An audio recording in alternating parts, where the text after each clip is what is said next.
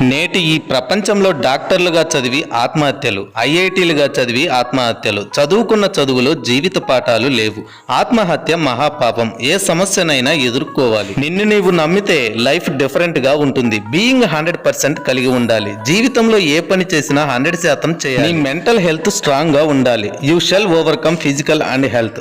సూర్యకాంతిలాగా వెలగాలంటే సూర్యోదయం కంటే ముందే లేవాలి. చిరునవ్వుతో లేవాలి. డే మొత్తం హ్యాపీగా ఉంటారు. నేటి యువతకు ఒక్క ధైర్యం చెబితే చాలు ఆకాశాన్ని అందుకోగలరు. అవతలోని సీరియల్ చూసి, అవతలోని సినిమా చూసి ఎంజాయ్ చేయకు. నీ ఆట ఈ ప్రపంచానికి చూపించు. రాత్రిపూట ఏం నేర్చుకుని పడుకుంటున్నావు అని ఒక్కసారి ఆలోచించు.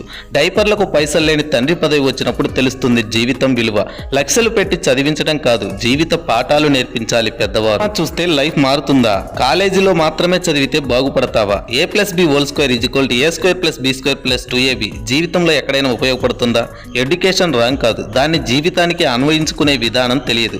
ఏం పీకడానికి చూస్తున్నావు రీల్స్? వివేకానంద దగ్గర నుంచి అబ్దుల్ కలాం వరకు వాళ్లకు ఒక ధ్యేయం ఉంది. దేశం మారాలంటే నేటి యువత ఆలోచనలో మార్పు రావాలి. ఎస్, జీవిత పాఠాలు నేర్చుకోవాలి. నీలో చాలా పవర్ ఉంటుంది, కానీ వాడుకునే విధానమే తెలియదు. 20-25 సంవత్సరాల వయసులో నీకు అద్భుతమైన పవర్ ఉంటుంది. అప్పుడే నీవు సక్సెస్ వైపు అడుగులు వేయాలి. ఈ వయసులో తప్పటడుగులు వేసావా ఇక అంతే, కోలుకోలేవు. ఇక 25-30 సంవత్సరాల వయసులో ఒక రకమైన పవర్ ఉంటుంది. దెబ్బతిన్నవారు ఇంకా కసిగా ముందుకు వెళ్తారు. ఇక 40 సంవత్సరాల తర్వాత నీలో పవర్ తగ్గుతుంది. కానీ ఈ వయసులో నీవు హార్డ్ వర్క్ చేస్తే సక్సెస్ అవ్వవచ్చు. ఇక ఆ తర్వాత పెళ్లి, 2 పిల్లలు. గిదేనా లైఫ్? దీనికంటే బ్రహ్మచర్యం చాలా పవర్ఫుల్. దేవుడు మోస్ట్ పవర్ఫుల్ రూపమైన మగాన్ని సృష్టించాడు. అయితే అతన్ని చూసి దేవుడే భయపడ్డాడట. ఆ తరువాత ఈ మగాన్ని కంట్రోల్ చేయగలిగే ఒక రూపాన్ని సృష్టించాడు. ఆ రూపమే స్త్రీ. జీవితంలో డిసిప్లిన్ లేకపోతే చదువే ఉండదు, పాఠమే ఉండదు, జీవిత పాఠాలు అసలే ఉండదు.